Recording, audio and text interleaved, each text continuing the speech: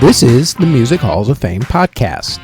This week we honor the year in music for 1996, along with a member of the Rock and Roll Hall of Fame class of 1996. We also look at the list of finalists for this year's Rock and Roll Hall of Fame class, and our Spotlight Walk of Fame is the Hollywood Walk of Fame in Hollywood, California.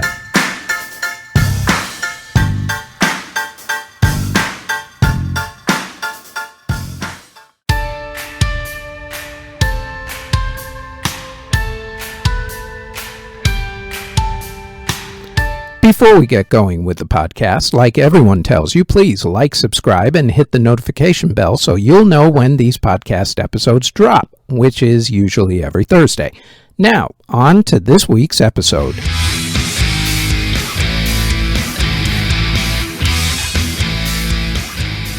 The year was 1996. In music, two teenagers tried to blame the song Israel's Son by Silverchair for killing their parents and younger brother. The jury didn't buy it. Jimmy Buffett's plane was accidentally fired upon by Jamaican authorities after being mistaken for a drug trafficking plane. The La Fenice Opera House in Venice, Italy burned down. Lisa Marie Presley and Michael Jackson divorced. The first Tibetan Freedom concert was held. MC Hammer filed for bankruptcy. Dave Gahan of Depeche Mode overdosed on speed and cocaine and was pronounced clinically dead for 2 minutes before being revived. He was then arrested and ordered to spend 9 months in rehab. Walmart refused to sell Sheryl Crow's new album because Sheryl had a lyric about kids killing each other with guns that were bought at Walmart stores, proving yet again that cancel culture is nothing new. David Bowie became the first major label artist to sell a digital single when he released his song Telling Lies.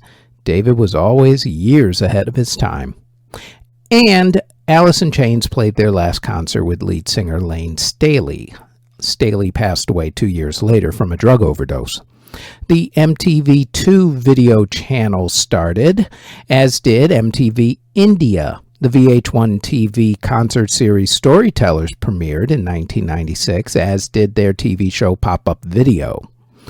Bands that formed in 1996 included Three Doors Down, 98 Degrees, The Calling, Alien Ant Farm, D12, The Dropkick Murphys, Drowning Pool, Sharon Jones, Linkin Park, Low Fidelity All-Stars, Queens of the Stone Age, Skillet, Sum 41, and Switchfoot. Bands that broke up before, of course, their inevitable reunions or announced their hiatus included the Stone Roses, House of Pain, Take That, Four Non-Blondes, The Amps, Belly, Bizarre Inc., Carnivore, Crowded House, Damn Yankees, D-Light, Divinals, Extreme, Fleetwood Mac, Fine Young Cannibals, Kicks, Metal Church, Harold Melvin and the Blue Notes, Orchestral Maneuvers in the Dark, better known as OMD, The Outlaws, The Pogues, Sushi and the Banshees, Skid Row, Spongehead, Sublime, Tesla, Ultravox, The Velvet Underground, and Rex and Effects. Bands that reformed included the classic lineup of Kiss, The Monkees, New Edition, Poison, Devo, Supertramp, and the Patti Smith Band. Artists who were born in 1996 included singers and actresses Florence Pugh, Zendaya, Haley Steinfeld, and Abigail Breslin, DJ and producer Martin Garrix, rappers 6ix9ine, Lil Peep, Lil Xan, and Playboi Carti, singers Lorde, Alicia Cara, Summer Walker, Louis Capaldi, Jack Galinsky, Luke Hemmings, Austin Mahone, Caleb Hood of 5 Seconds of Summer, Fifth Harmony members Normani and Lauren, Kevin Abstract of Brockhampton, and Jenny Kim of Blackpink. Bradley Nowell of Sublime passed away from a heroin overdose. Tupac was gunned down in a drive-by shooting in Las Vegas. Other artists who passed away in 1996 included composer Irving Cesar, singer Farron Young, musician Bill Monroe, entertainers Gene Kelly, Audrey Meadows, and Minnie Pearl, jazz great Ella Fitzgerald, singer Tiny Tim, jazz musician Eddie Harris, Turkish musician Zeki Müren, Brazilian singer Renato Russo, Chaz Chandler of the Animals, Rob Collins of the Charlatans, Mel Taylor of the Ventures, Danish composer Van Holbo, German musician Rio Reiser, composer David Tudor, musician Johnny Guitar Watson, bassist Bernard Edwards of Chic, musician Jeffrey Lee Pierce, Mexican singer Lola Beltran, Polish singer Mstislaw Weinberg, musician Jerry Mulligan, composer Jonathan Larson, Edom Ephraim and Dennis Fuller of the duo The London Boys, who passed away in an auto accident, and musician Les Baxter. Alanis Morissette's Jagged Little Pill was the best-selling album, followed by Celine Dion's Falling Into You, the Fugees' Score, No Doubt's Tragic Kingdom, Mariah Carey's Daydream, Tupac's All Eyes on Me, Metallica's Load, Toni Braxton's Secrets, Shania Twain's The Woman in Me, and Oasis's What's the Story, Morning Glory. In country music, it was the year of Tim McGraw and Faith Hill, who got married late in the year. Big albums for the year included LeAnn Rimes' Blue, George Strait's Blue Clear Sky, Brooks and Dunn's Borderline, Alan Jackson's Everything I Love, Reba McEntire's What If It's You, Deanna Carter's Did I Shave My Legs for This?, Clint Black's Greatest Hits, Wynona's Revelations, and comedian Jeff Foxworthy's music album, Crank It Up, the Music Album. As far as singles went, Brian White had big hits, So Much for Pretending and Rebecca Lynn, and George Strait had Blue Clear Sky and Carried Away. Other big hits included Garth Brooks's The Beaches of Cheyenne, Trisha Yearwood's Believe Me Baby I Lied, Joe Diffie's Bigger Than the Beatles, Ricochet's Daddy's Money, and Rhett Atkins' Don't Get Me Started.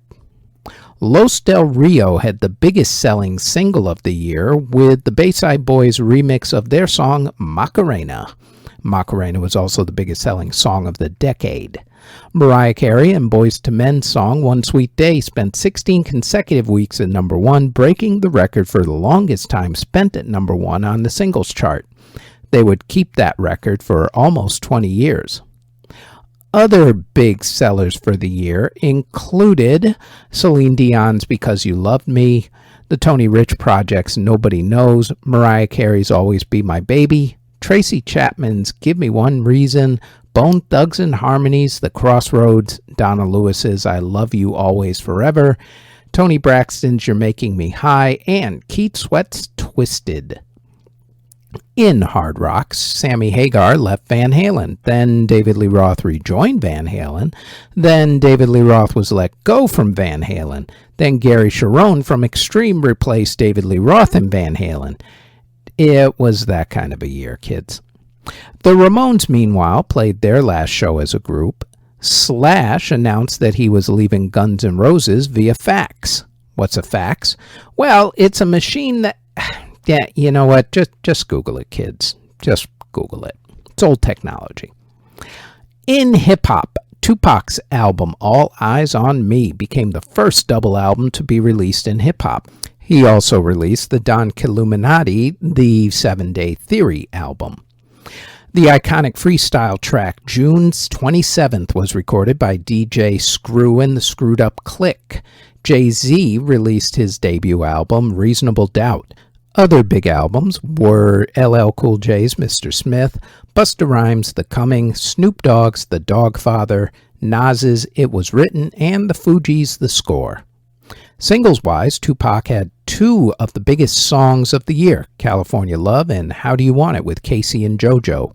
Everyone's favorite Pouring One Out for My Homies song, The Crossroads by Bone Thugs and Harmony, was the third biggest song of the year, followed by LL Cool J's Loungin', Coolio's 1, 2, 3, 4, Something New, Busta Rhymes' Woo-Ha, Got You All in Check, LL's Doing It, Outkast's Elevators, Criss Cross's Tonight's the Night, and Junior Mafia and Biggie Smalls, a.k.a. the Notorious B.I.G., with Get Money. In dance music, hip-hop and R&B artists ruled the crossover dance charts with songs by Blackstreet, Faith Evans, R. Kelly and Ronald Isley, Busta Rhymes, Jay-Z and Foxy Brown, Tupac, Toni Braxton and Nas, all hitting number one on the dance charts. As far as the more legit, quote-unquote, EDM artists went, Christine W., Robert Miles, Faithless, Deborah Cox, and the Bucketheads were all big. The iconic album Northern Exposure from Sasha and John Digweed was released in 1996. Faithless's song Insomnia, I Can't Get No Sleep, was released in 1995 but became a huge hit in 1996. Todd Terry's remix of Everything But the Girls' song Missing You was also released in 95 and also became huge in 1996, becoming a huge club and radio hit nonetheless. In musical theater, the musical Rent premiered in 1996. In Latin music, the big artists were Selena, Enrique Iglesias, the Gypsy Kings, Los Del Rio, of course, with the Macarena, Gloria Estefan, Luis Miguel, La Mafia, Christian Castro, Marco Antonio Solis, and Pete Astudillo. At the Grammy Awards, Celine Dion won Album of the Year for Falling Into You. Eric Clapton won Record and Song of the Year for Change the World, and LeAnn Rimes won Best New Artist. They don't call them the Grammy Awards for nothing, you know. At the American Music Awards, Eric Clapton, Hootie and the Blowfish, and Alanis Morissette were the big winners. At the Billboard Music Awards, Alanis Morissette won Artist of the Year. At the MTV Video Music Awards, Tonight Tonight, the Smashing Pumpkins video ode to Busby Berkeley, won Video of the Year. At the Eurovision Singing Contest, which was held in Oslo, Norway, it was actually Ireland who won that year for the song The Voice. At the Tony Awards, Rent won Best Musical and The King and I won Best Revival of a Musical. Musically, at the Academy Awards, The English Patient won Best Film Score, while You Must Be Loved from the movie Evita won Best Song. The Pulitzer Prize for Music was shared by George Walker for Lilacs for Soprano and Orchestra, Pete Lieberson for Variations for Violin and Piano, and Elliott Carter for Adagio Tenebroso.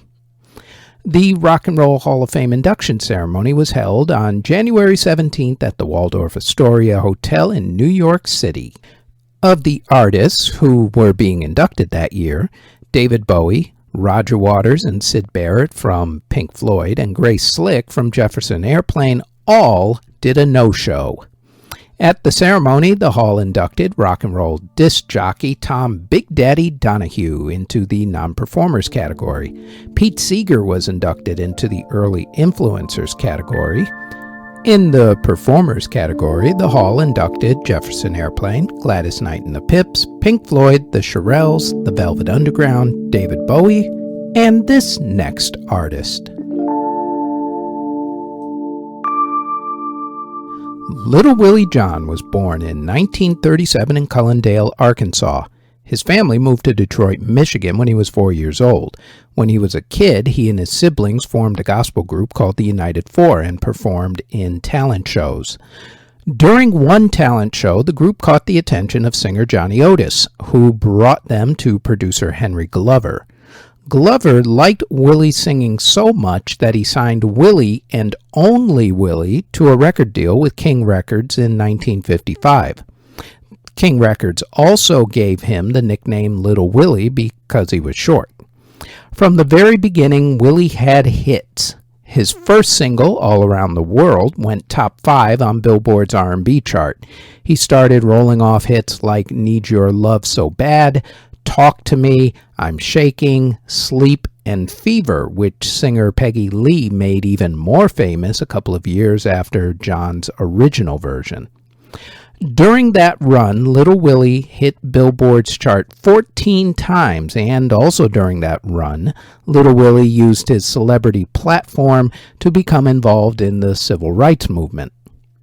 With all that success going for him, what went wrong? Well, Willie had issues with drugs and alcohol.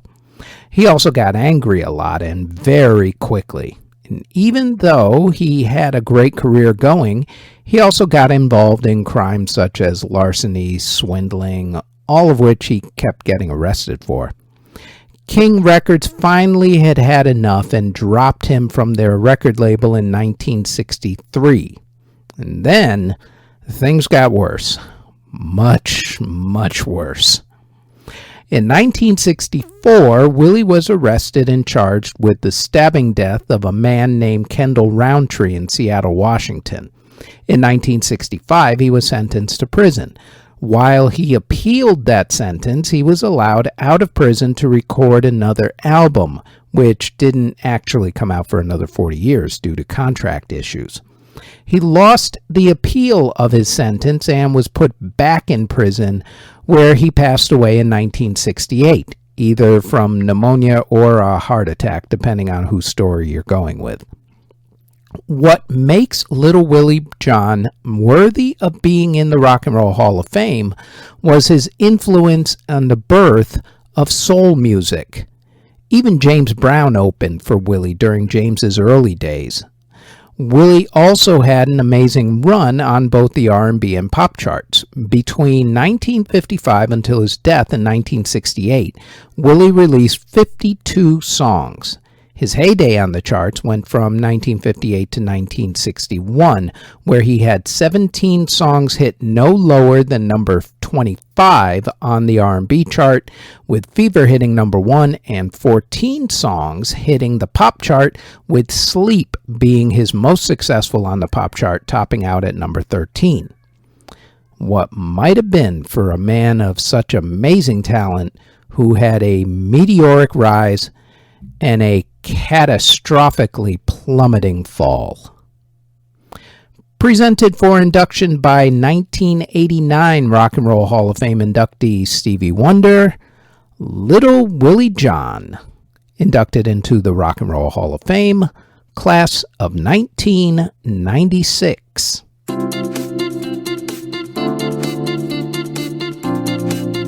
Before we get to the rest of the podcast, we'd like to tell you about our other podcast, the Music History Today podcast.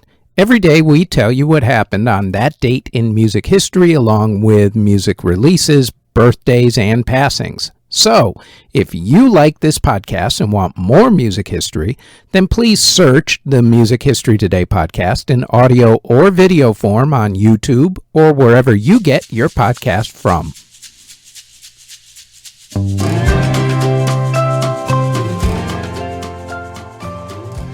The Rock and Roll Hall of Fame class of 2023 has been officially set.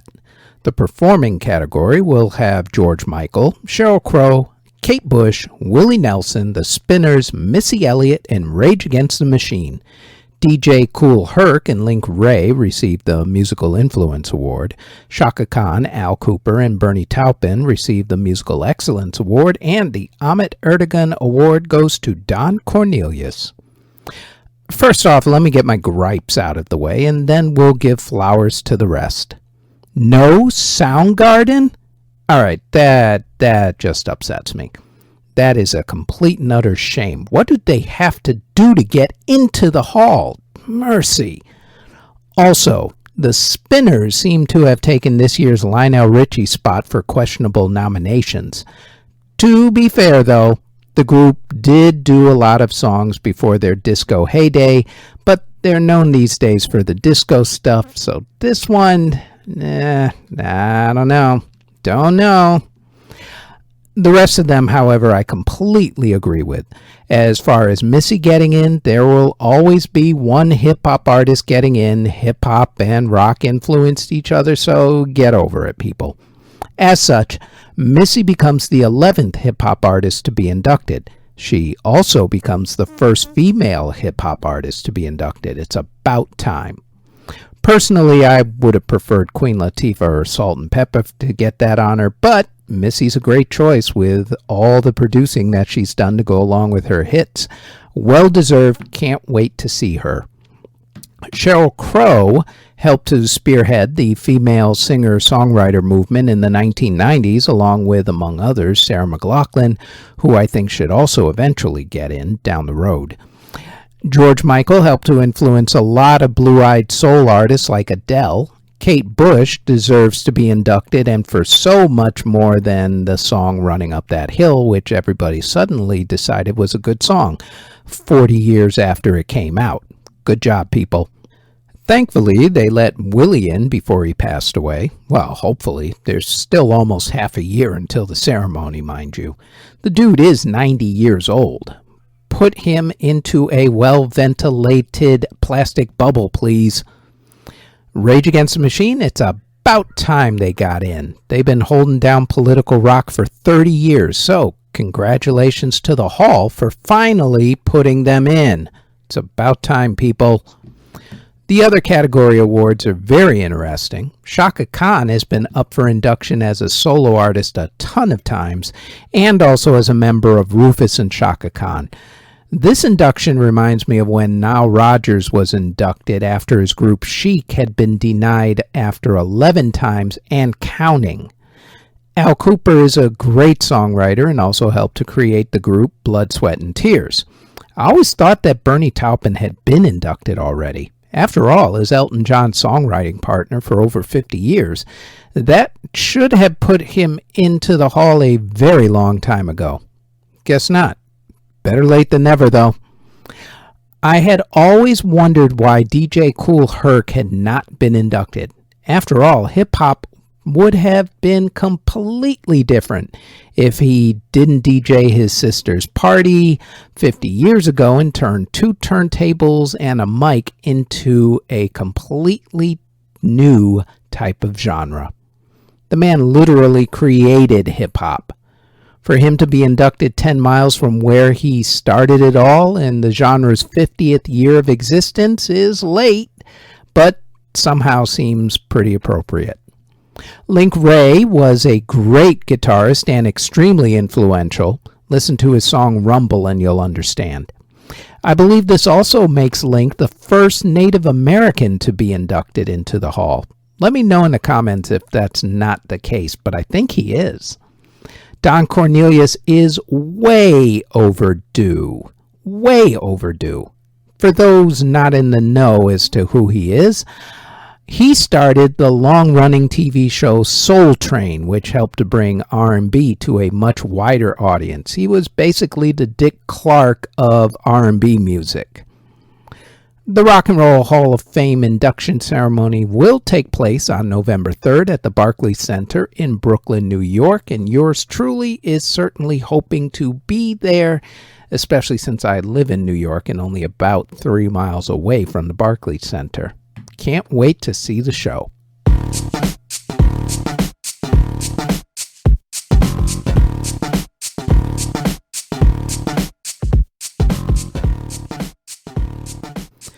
There are many walks of fame in the world. There's the Aerospace Walk of Honor in Lancaster, California, the Almeria Walk of Fame in Almeria, Spain, the Australian Film Walk of Fame in Sydney, Australia. However, when you think of the walks of fame, you really only think of one, let's be honest. It's the most famous walk of fame of them all. It is the Hollywood Walk of Fame in Hollywood, California. The idea for the walk was dreamed up by E.M. Stewart, who was president of the Hollywood Chamber of Commerce back in 1953. People think that the idea for having stars came from the Hollywood Hotel, which had stars on the ceilings of their dining room. The final parameters for the project were agreed upon in 1955 and presented to the Los Angeles City Council in 1956. Construction for the walk started in 1958 and ended in 1960. There were 8 people who were supposed to be given stars first: Olive Borden, Ronald Colman, Louise Fazenda, Preston Foster, Burt Lancaster, Edward Sedgwick, Ernest Torrance, and Joanne Woodward. However, director Stanley Kramer is credited with having his star installed onto the actual Walk of Fame first on March 28, 1960. The popular myth is that Joanne Woodward was the first star, but she was the first person to be photographed posing with her star. So that myth kind of stuck because, Pixar didn't happen. The walk covers 1.3 miles down Hollywood Boulevard with a few side streets added as space permits. As of the beginning of 2023, there were 2,752 stars. The stars are awarded in 5 categories: film, television, theater/live performance, radio, and music. For our podcast, we'll only be dealing with artists who were awarded in at least the radio and music categories. People who get the stars have to pay $75,000 for the upkeep to the star, which is actually up from $50,000 back in 2020. Every year, the Chamber of Commerce gets over 200 names for consideration for a star, but only 20 to 24 stars are awarded during a normal year. There has only been one star that is not put on a sidewalk, Muhammad Ali's, because he didn't want it to be walked on because he was a champion.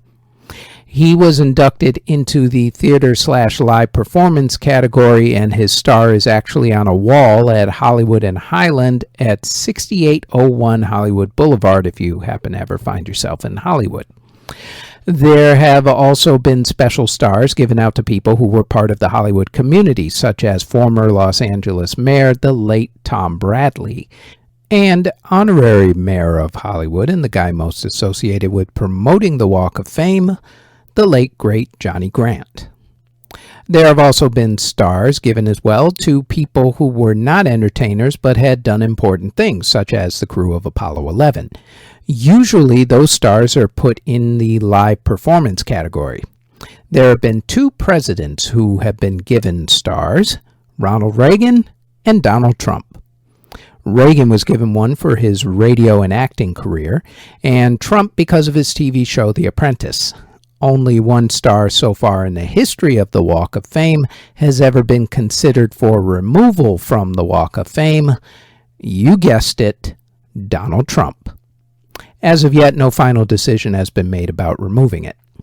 Politics, Back before Paula Abdul was a judge on American Idol, before she had a reality TV show that made her look like a whiny, blubbering idiot, before she became tabloid fodder, Paula was a cheerleader who was born in San Fernando, California in 1962.